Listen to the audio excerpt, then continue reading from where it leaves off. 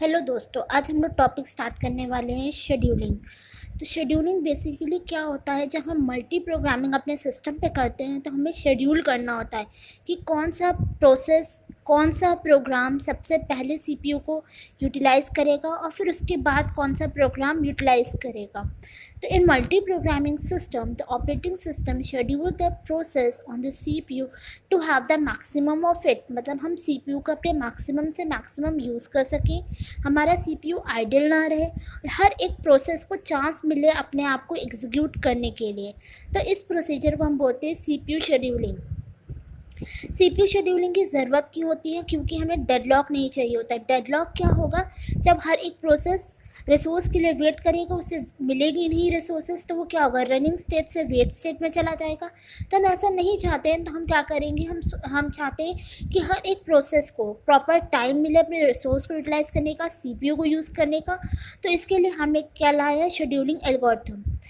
Operating system हमारे पास बहुत सारे शेड्यूलिंग एल्गोरिथम देता है। पहला है जैसे कि FCFS, that is first come first serve. उसके बाद आता है हमारा SDF, शॉर्टेस्ट जॉब फर्स्ट। फिर आता है हमारा प्रियोरिटी बेस पे शेड्यूलिंग एल्गोरिथम। फिर आता है हमारा SRTF, shortest remaining time first. फिर उसके बाद आता है RR, that is round robin algorithm. अब हम थोड़ा सा ओवरव्यू लेते हैं सारे एल्गोरिथम का, फिर हम हर एक वीडियो में अपने इन सब एल्गोरिथम को एक्सप्लेन करेंगे विद न्यूमेरिकल। FCFS क्या बोलता है कि जो सबसे पहले आया उसे पहले एग्जीक्यूट किया जाए। SDF बोलता है कि जो शॉर्टेस्ट है, सबसे छोटा है, उसे पहले एग्जीक्यूट कर दिया जाए।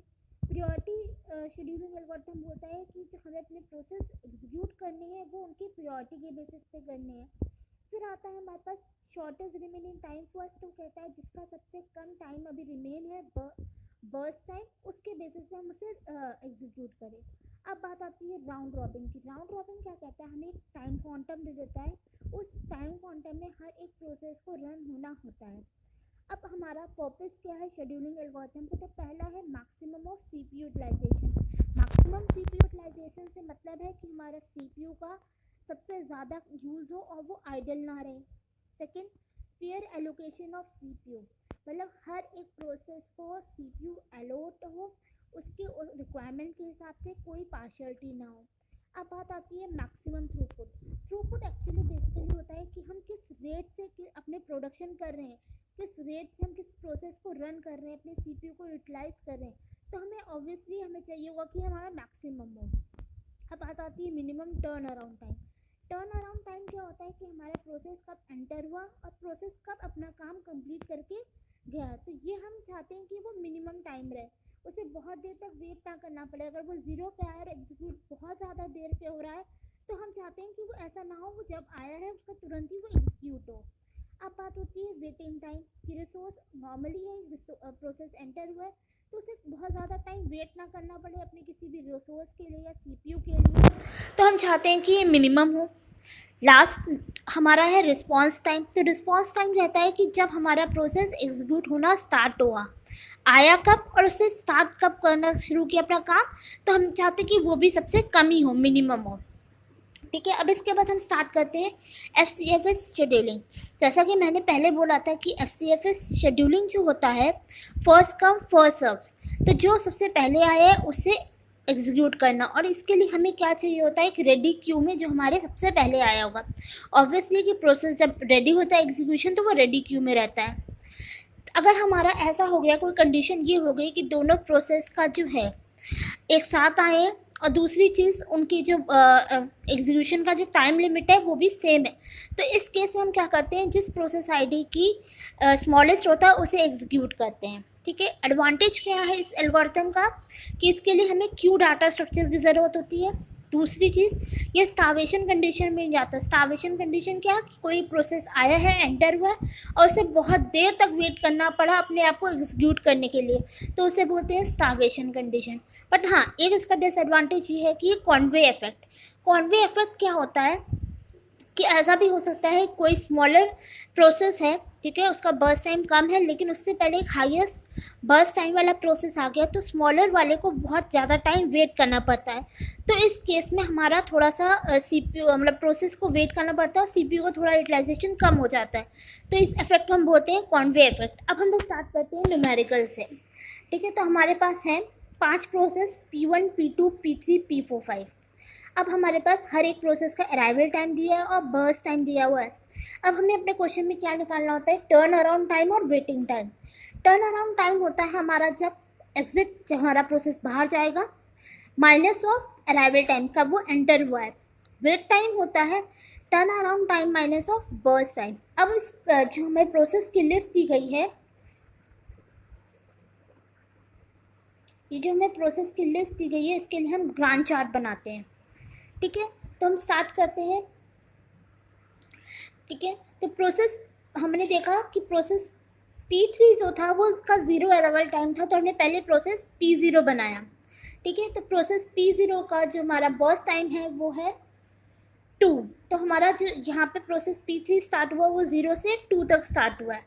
फिर उसके बाद हमने देखा कि जो नेक्स्ट प्रोसेस P1 है वो 3 पे अराइवल हुआ है। तो इस बीच में जो 2 और 3 है, तो यहाँ पे गैप हो गया, क्योंकि यहाँ पे अब हमारे पास कोई भी प्रोसेस नहीं है। No process is there between 2 and 3। अब 3 पे हमारे पास प्रोसेस आया P1 जिसका बर्स्ट टाइम है 4। तो यहाँ पे हो गया 3 + 4 = 7। तो यहाँ पे P1 प्रोसेस एग्जीक्यूट होगा। अब उसके बाद हमारे पास 4 पे आया P5 प्रोसेस। तो हमने अब इसके बाद P5 प्रोसेस को रन किया, 7 प्लस ये जो हमारा बर्स्ट टाइम है 3, तो यहाँ पे हो गया 10। That is good. अब इसके बाद हमारे पास आया टाई पोजीशन P2 और P4 के लिए, सॉरी P2 प्रोसेस के लिए और P4 प्रोसेस के लिए। ठीक है, तो अब P2 और P4 प्रोसेस के लिए हम देख रहे हैं कि दोनों का अराइवल टाइम 5 है, दोनों का बर्स्ट टाइम भी सेम है। तो हमें क्या बात की थी कि केस ऑफ टाई हमें प्रोसेस विद स्मॉलर आईडी को एग्जीक्यूट करना होगा फर्स्ट। तो इसके लिए हमने क्या किया, पहले P2 को एग्जीक्यूट किया, उसके बाद P4 को एग्जीक्यूट किया। जैसे कि आप लोग देख सकते हैं, पहले P2 को किया, P2 का 3 था, 10 + 3 = 13। फिर हमने P4 को एग्जीक्यूट किया जिसका था 13 + 1 = 14। अब हम निकालेंगे हर एक प्रोसेस के लिए उसका टर्न अराउंड टाइम और वेटिंग टाइम। तो P1 प्रोसेस, जैसे कि आप लोग देख सकते हैं कि ये टर्न अराउंड टाइम हुआ है P1 प्रोसेस का 7 पे, बट उसका अराइवल हुआ था 3 पे। तो 7 - 3 = 4, दैट इज़ करेक्ट। अब P2 प्रोसेस के लिए कर रहे हैं, तो P2 प्रोसेस जो है हमारा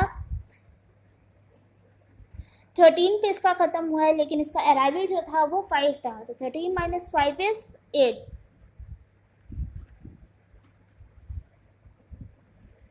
अब P3 प्रोसेस के लिए देखेंगे तो इसका अराइवल टाइम था 0, लेकिन इसका एग्जीक्यूशन ख़त्म हुआ था 2। तो 2 - 0 = 2, इसका टर्न अराउंड टाइम हुआ 2।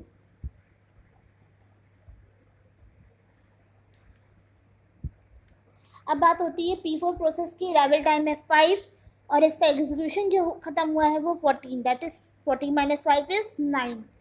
P5 प्रोसेस के लिए 4। P5 प्रोसेस हमारा कंप्लीट हुआ 10 पे, तो 10 - 4 = 6। अब हमने टर्न अराउंड टाइम तो निकाल लिया, that is exit time minus of arrival time. अब हमें निकालना है वेटिंग टाइम। तो वेटिंग टाइम हमारा कैसे निकलेगा, टर्न अराउंड टाइम है P1 प्रोसेस के लिए 4 और उसका बर्स्ट टाइम है P1 प्रोसेस के लिए 4। तो इसका वेटिंग टाइम जो है वो हुआ 0। वही P2 प्रोसेस के लिए हमें चेक करना पड़ेगा। P2 प्रोसेस का टर्न अराउंड टाइम है 8 एंड उसका बर्स्ट टाइम है 3। तो 8 - 3 = 5, done.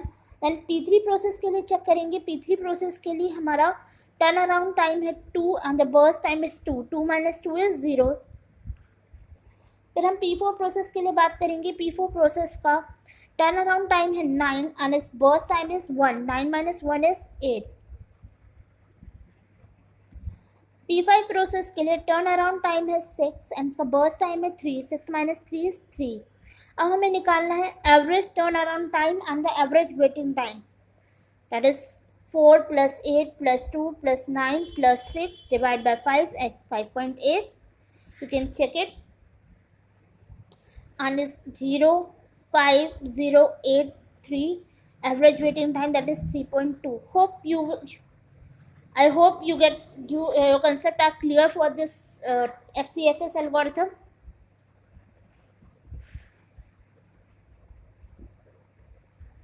I hope your concept for FCFS algorithm is being clear. Thank you.